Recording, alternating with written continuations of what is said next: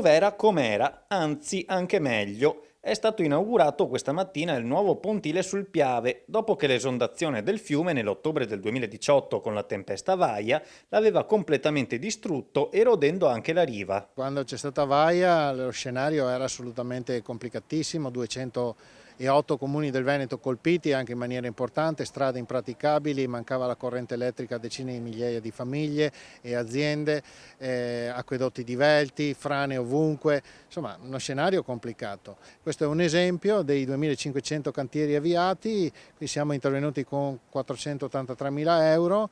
E l'obiettivo è quello di mettere in sicurezza questa zona golenale, ma anche di garantire fruibilità turistica sempre di più al fiume. Grazie all'intervento del consorzio BIM Basso Piave in qualità di soggetto attuatore dell'unità commissariale per l'emergenza Vaia e con il contributo della città di Sannona di Piave, l'intera area golenale a ridosso del Ponte della Vittoria è stata ripristinata e valorizzata. Un intervento da 680.000 euro che ha compreso il rifacimento della sponda e un'opera di sostegno della riva per consentire l'attracco delle navi, oltre a un pontile lungo 80 metri, una terrazza a belvedere e la sistemazione del parco fluviale. Un punto d'attracco rinnovato dunque, a disposizione anche delle tante associazioni sportive che usufruiscono dei pontili e dei percorsi naturalistici del consorzio BIM. La giornata di oggi rappresenta con soddisfazione un traguardo, assolutamente, perché era un'opera sulla quale abbiamo lavorato e ci siamo impegnati per quasi 4 anni. Questo attracco si aggiunge agli ulteriori 6 che il Consorzio ha realizzato nei comuni di Jesolo, Sannona, Noventa e Fossalta e Musile.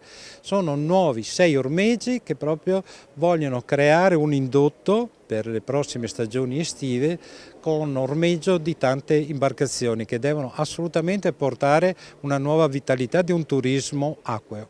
Questo diventa un luogo in cui poter conoscere il fiume, praticando anche tutta la sua dimensione acquatica, per cui con le imbarcazioni, con le houseboat 400 nel 2018 hanno attraccato sul vecchio pontile, ma ci ricorda anche, proprio in virtù di quello che è avvenuto con Vaia, ma poi non dimentichiamo anche l'anno successivo, che il Piave è un fiume che ogni tanto fa le bizze e che sino a quando non sarà realizzato l'intervento di messa in sicurezza definitiva, creando questi serbatoi nel tratto mediano del fiume, noi non possiamo, non dobbiamo abbassare la guardia. Un territorio questo anche complesso dal punto di vista del dissesto idrogeologico, poi andiamo anche verso anni in cui l'ambiente, anche il clima sta cambiando. Serve agire quindi in maniera più profonda per mettere in sicurezza questo tratto di Piave? Assolutamente sì, e questo tratto di Piave e anche molti altri fiumi del Veneto. Abbiamo avviato un'opera colossale, abbiamo un piano da 3,2 miliardi di euro di investimenti che riguarda tutto il Veneto, abbiamo già avviato cantieri anche in quel caso per oltre 1 miliardo di euro di opere, 411 milioni di euro solo in consolidamenti arginali, ma poi anche bacini di laminazione per trattenere i colmi di piena quando i fiumi non riescono a garantire la portata sufficiente. Ricordo che qui nel 2018 sono transitati 2500 metri cubi al secondo di acqua, ma il Piave potenzialmente può arrivare al doppio e quindi è necessario intervenire per trattenere questi colmi di piena nel tratto terminale.